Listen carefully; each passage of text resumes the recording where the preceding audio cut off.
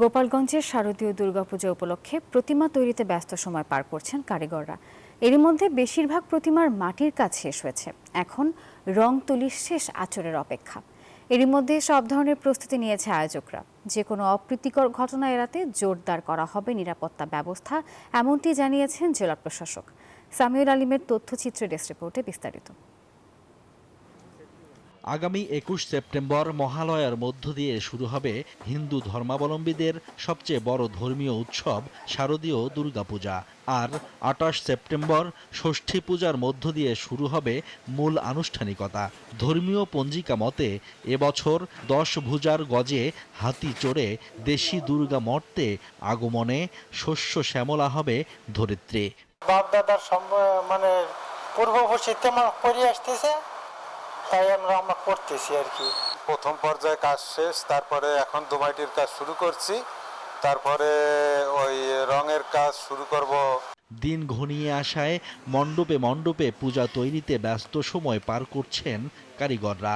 বেশিরভাগ প্রতিমার মাটির কাজ শেষ হয়েছে, এখন অপেক্ষা রং তুলির আঁচড়ের। বসুন্ধরা টিস্যু, অশুদ্ধতার বিরুদ্ধে এক বিন্দুও ছাড় নয়। প্রতি বছরের ন্যায় এবারও যেন আমাদের পূজার সময় নিরবচ্ছিন্ন বিদ্যুৎ সরবরাহ থাকে। কারিগররা জানান, একজনই ৪ থেকে ৬টি করে প্রতিমা তৈরি করছেন। মজুরি নিচ্ছেন সর্বনিম্ন ৬০,০০০ থেকে সর্বোচ্চ ১ লাখ টাকা পর্যন্ত। ৫টা বানাইছি, আর ৮টা বানাতে হবে, বুঝছেন। সবকিছু যে দাম, বুঝছেন, যা দেয় তাতে কিছু হয় না। এবার সর্বোচ্চ রেট আছে ১.৫ লাখ, ১,৪০,০০০, ১,৩০,০০০, ১ লাখ সর্বনিম্ন।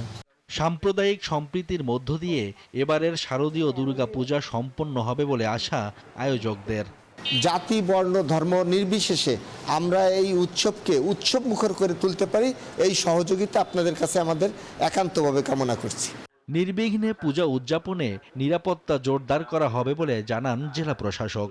আশ্বস্ত করেছি যে উৎসবমুখর পরিবেশে পূজা উদযাপনের জন্য যা যা করণীয় জেলা প্রশাসন গোপালগঞ্জ থেকে সকল কার্যক্রম গ্রহণ করা হবে। আগামী ১ অক্টোবর বিজয়া দশমীর মাধ্যমে শেষ হবে শারদীয় দুর্গাপূজা। এবার গোপালগঞ্জ জেলায় ১,২৮৫টি মন্দিরে দুর্গাপূজা অনুষ্ঠিত হবে। Desk report, news 24।